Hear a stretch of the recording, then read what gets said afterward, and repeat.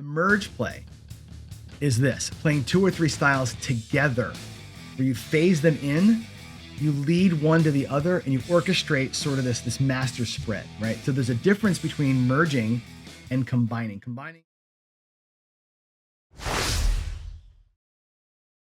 Session 16 in 401. My goodness, we are cruising along here. So we're going to talk today about merging play styles. In session 15, we talked about combining play styles. Today, we're going to talk about merging play styles, and there's a nuance to that, okay?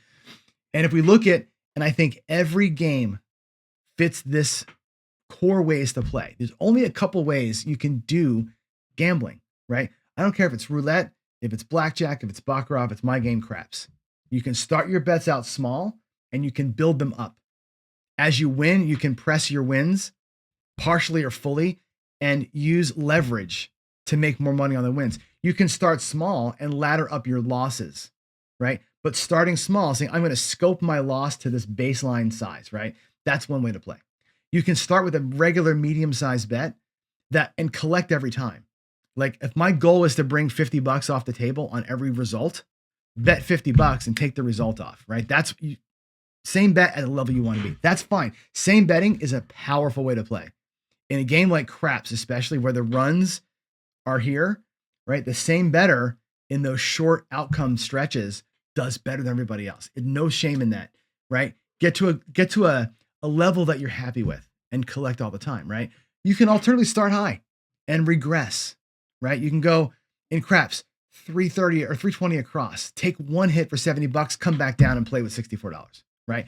In roulette, $100 on the black, get the win, go $50 or $25 in 2 different dozens, right? Those kind of things, the regression systems are powerful because you lock up money and get to keep playing, right? How you employ those things together, how you merge them together, that's how we attack. And that's, I think, again, that's what makes us dangerous people to a casino. Within those systems, within those core play styles, right? There are these subgenres or subsets of it, right? Same bet, slow and steady, always be collecting. You can regress, start big, win, and play with your spread, okay? You can press and leverage profits. You can progress your bets on a system, right? Like a parlay, parlay, parlay, parlay, back to base, parlay, parlay, parlay, back to base, and bring back massive cash. You can do a 1, 3, 2, 4. You can do all sorts of positive progressions that are meant to say, in a given outcome series of 3 or 4 wins in a row, I'm going to destroy this casino, right? Positive progressions scope your loss and they hammer the wins, but it takes a special thing, as you know. You can be a negative progression. Most roulette systems, negative progressions. We're going to martingale, we're going to D'Alembert, we're going to do whatever, right? You chase loss. This is a more of an impact on your bankroll because your base bet isn't your only risk. With a positive progression, your base bet is your only risk. With a negative progression, you're always pulling out of your stack to increase the bet sizes every single time. Now, when it wins, you're back and you're okay. But again, those things are variations of what I would say are the core styles of play, okay? Now, we're going to talk today about merging or morphing strategies. And these are fun ways to play. I don't know if they're the most profitable ways to play, but they're definitely ways that you can, quote unquote, bob and weave and make moves during your play, merging stuff, synchronizing, harmonizing, melding multiple play styles into one, okay? I've got the one thing leads to another song in my head when I wrote the slide last night, but really, this is like purposeful or directional play. I'm going to give you a couple of examples here. One would be in craps, of course, right? My game of choice. Come and place bets, paid as you play, okay? Put a place bet, let's just take one example. Place bet on the 5, you put a come bet, let's say you roll a 5, right? The 5 gets paid $35 and comes down. The come bet moves into the 5. You can take the 30 of your $35 and put it on top of the come bet as your odds, right? And what comes back into your rack is your original bet plus $5. You've got now a $25 base bet and a $30 odds bet, all for the price of $20, right? Those kind of things where you're paying for stuff as you go. You transition from this way to that way in midstream. It isn't like you're going to go all out, take one giant hit and come all the way back down again. You got bets out there that sort of pay for each other as you go, right? You're morphing from transition A to transition B.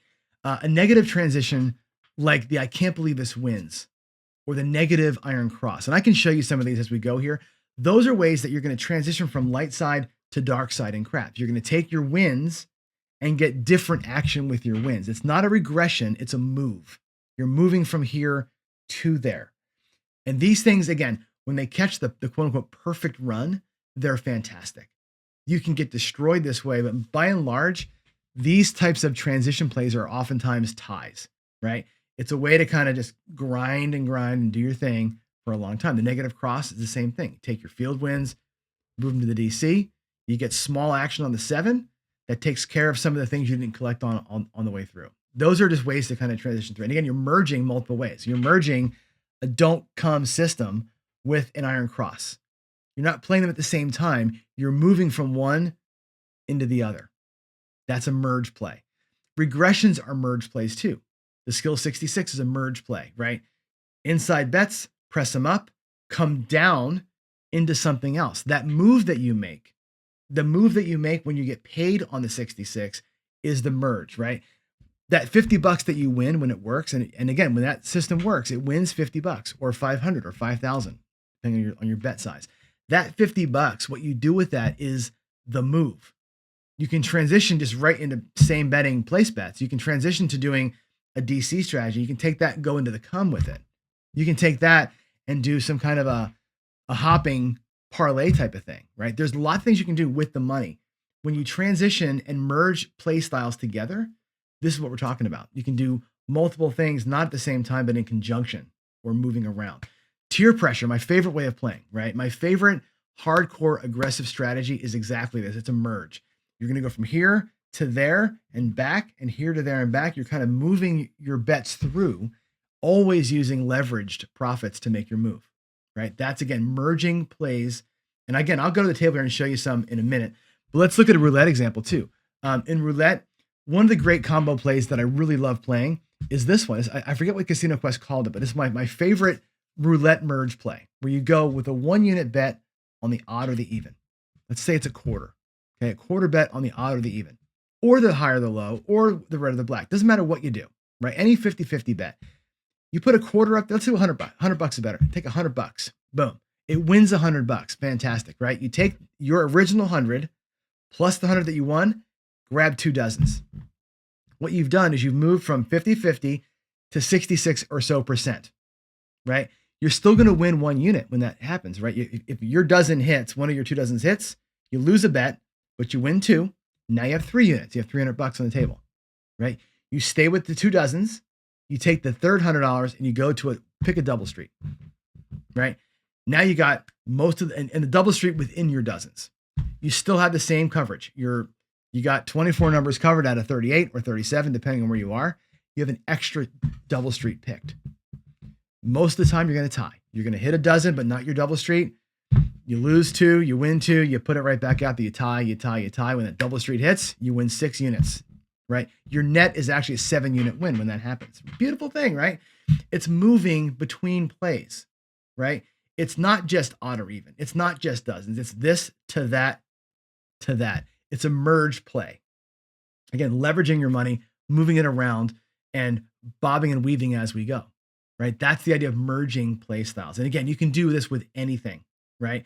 You can't do this so much on Bach and roulette or Bach and blackjack because you only have one bet you can make. But on the more complex games like roulette and craps, absolutely, you can go from here to there.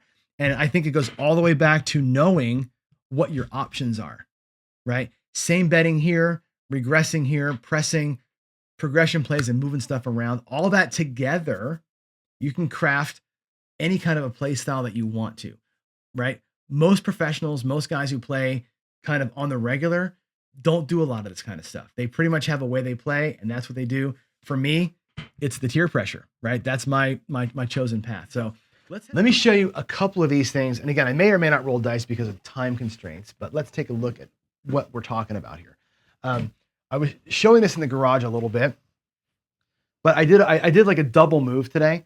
We'll do, let's just take, go 160 across on the craps table, 160 across. And here's an interesting way to do this, right? Merging some ways of playing, right? If I go here and I put a bet in the come, okay, I got 160 out, right? Nothing in the rack. I've got a come bet. 160, actually it's 175, 185 is what's out here at risk, okay? Let's just roll, I'll ignore sevens for a minute. There's a 6, okay? come bet moves to the 6. The 6 gets paid as that number rolls, 35 bucks.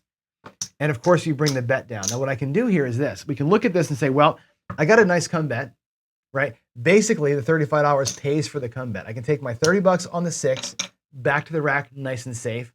I can take this 30 bucks back to the rack and say, well, my 8's paid for too, right? I can look at this and say, well, if I take this back, this whole bet's paid for. That's a free bet. It's a free sitting there $25 come bet, right? I got paid on it, right? I got my other bet back in the house. That's a free sitting there, who cares kind of a bet, right? Actually, the nickel comes back too, right? That's a great little idea.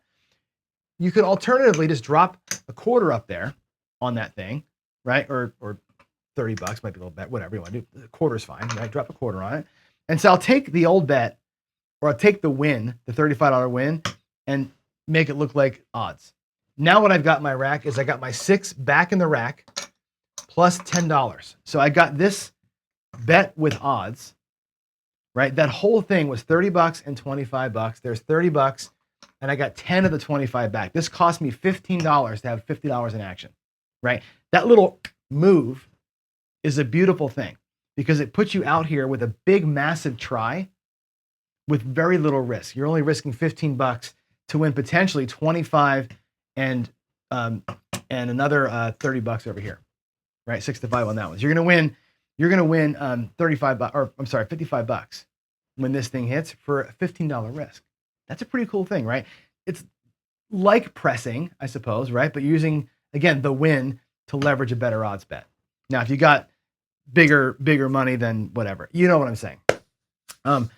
Actually, that same move done like this is also interesting. Check this out. If I have a $30 6, right? And let's say we did this, a $10 come bet. Now we have 160, 170, it's our total risk. We roll the 6, the 10 goes to the 6. That thing wins 35 bucks. There's my 6, there's my 35 bucks. I can put on here, I can put up to 50 bucks on that, right? Or I could just put the same 25 up on that 10, and I've got my initial money back, right? I got my come bet flat side back. That's a free bet now. That's a totally free bet, right? My initial 6 is back. My initial come bet, the flat part is back in my rack. That was my starting bankroll for this sequence. That's a free bet. Everything here paid for by the win. 25, 35 bucks, that's my win amount. That's a pretty cool little transition move that you can make. And of course you do it across all the numbers. As you're doing that, right? If you get more than one come bet set, this move makes everything free, right? If we can keep on rolling numbers here, there's an 11. Actually, if I was in there for, I'll do another one. If we're in there for the 10 bucks, that 11 would have won, which would have been nice, right? Here's a 5. Again, it goes to the 5. The 5 wins 35 bucks. Comes down. We'll put 30 bucks in odds. And look at that. I got my money from the 5 back. I have half of my come bet back because we had to make the odds even. Pretty cool, right? These are totally free plays. This is a completely free bet. That's transitioning. That's merging a come system with an across system. Okay. If the 7 comes here, right, we're only losing the remaining bets. These are the ones that are at risk until they start paying. If one of these things comes back through, then you're all good. That's one simple transition play that we like, right? There's one. You can take another one. Let's go back to 160. I'll do this again here. Let's get some other, again, I'm just kind of ripping through a couple of quick things here, but let's do the 160 anything, or I can't believe this wins strategy, right? This is the Crappy the Craftsman transition. This is, again, another play. It's basically a same bet on the front and a transition play on the back. Watch this. Well, again, we'll roll the dice. There's a 9. 9 pays $35. Okay. $10 goes into the DC. $25 comes to your rack. That bet is still free and clear. Here's your shot at the 7, right? There's a 10, travels behind the 10. The 10 pays 50 bucks and comes down. Once you have a DC roll up there, you bring the bet down. Look at my rack, by the way. I got 100 bucks in the rack. $10. I had actually 85. I had 90 bucks in the rack. I had 160 out here was my initial risk. 2 rolls in, right? We're doing great. There's an 8. Check this out. Goes behind the 8. 8 pays 35 bucks. 8 comes down. 15 bucks into the come. And I have 100, 25, $145 out of my 160 back in the rack in 2 rolls, right? I've got 2 numbers placed up here, right? Essentially, I'm going to make money on the 7 with these guys, right? A little bit of a transition play. There's a 4, goes to the 4. 4 pays $50, $10 into the DC, and guess what? There's my initial bankroll. Here's my 150, 160, $50 in profit. I got 3 place bets still sitting here, and I've got 3 come bets or 3 DC bets on the way, right? We've transitioned into a dark side system. No matter what happens now, I'm bringing home $50. Probably going to bring home those, right? Roll it out again. There's a 5. Great. Goes behind the 5. 5 comes down, wins $35.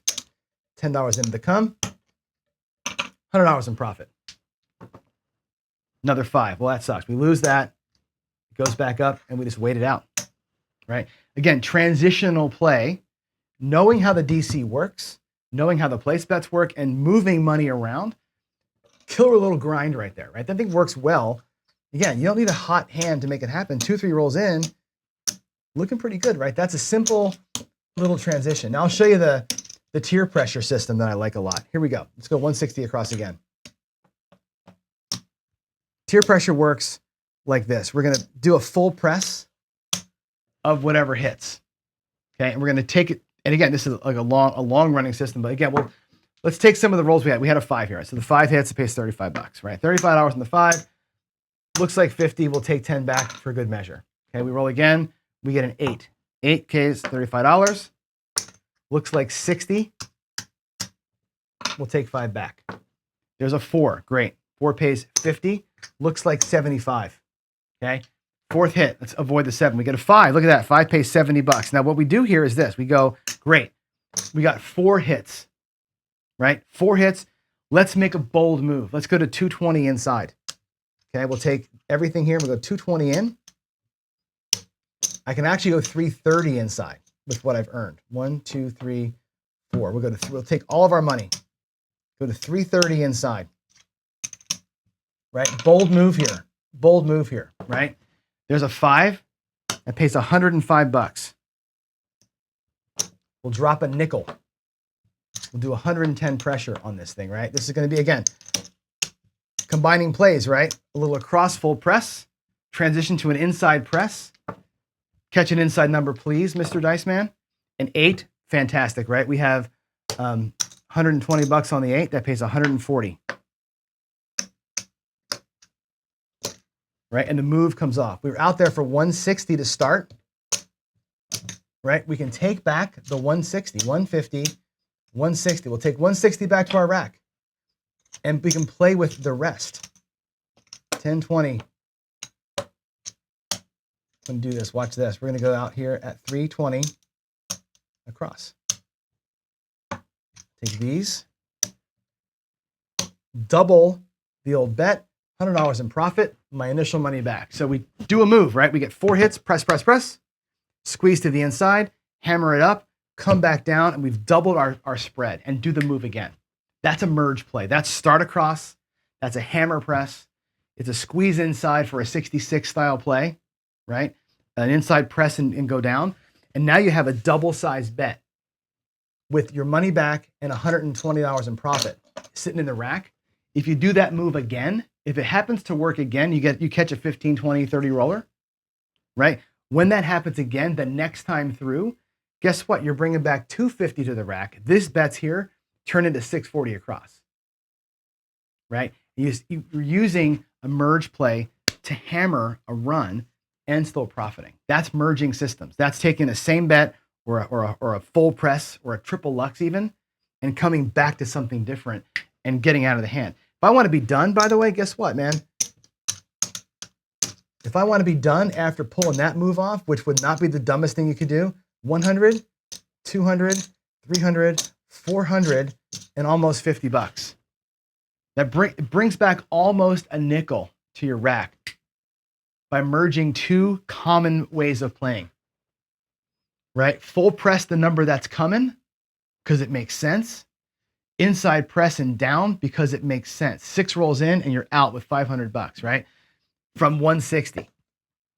So think about that. That's why I think these merge plays are pretty interesting, right? Now, if we go to the roulette system, I'll show you the roulette system. I don't have a roulette board out here, but I can still show you the moves that I was talking about. We'll have to kind of fake it a little bit, but let's do it. Let's show you what I meant by that. Well, let's pretend that we have a green chip here, right? And we'll put the green chip on, like, I'll put the pass line, okay? Red and black, essentially, okay? Let's say we have a red number come, okay? And we win. That's great.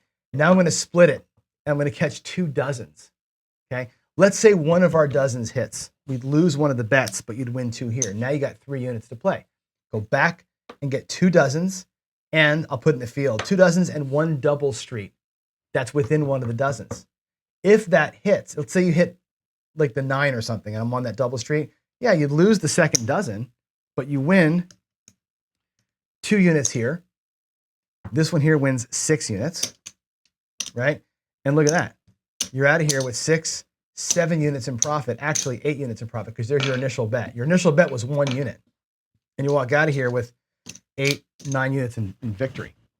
Again, morphing plays, taking a bet, moving to a better bet, moving to an even better bet, and letting it just kind of happen for you. Those merge plays, I think, are stronger than negative progressions in the short run. You want to try and hit a quick little 1, 2, 3 hitter.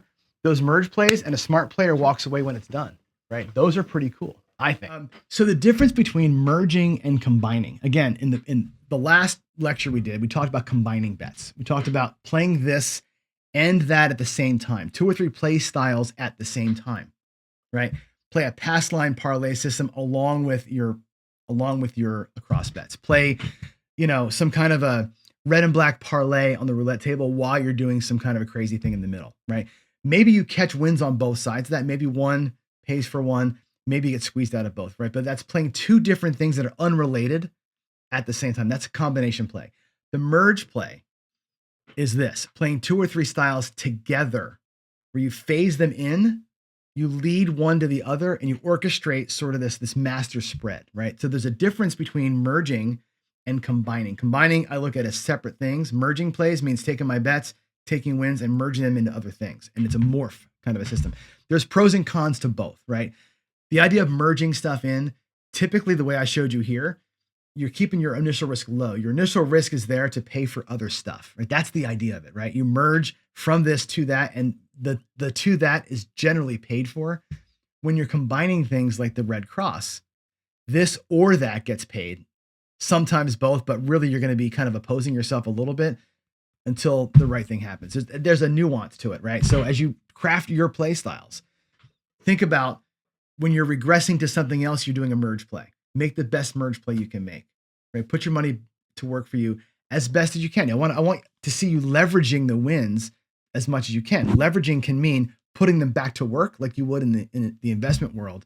Leveraging your wins can be putting it back in your rack, banking that stuff up and being a smart dude, right? That's both of those things I think are systematically good. So let's hit the questions. I know there was one from James.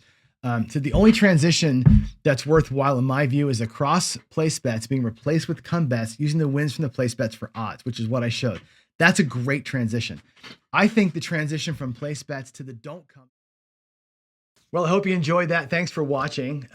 Please feel free to leave us a comment here in the comment section for the video, but really better still, join us on Discord. Go to casinogaming.tv and hit the community link in the menu there and join our Discord. That's where me, other YouTubers, and all of our subscribers hang out. We sit there and talk strategy and just BS kind of all day long. It's a great way to get connected and stay connected and kind of interact with the team, learn about meetups and get-togethers and all that kind of stuff. So with all that said, again, thanks for watching. I really appreciate your time. God bless you, and I will see you in the next one.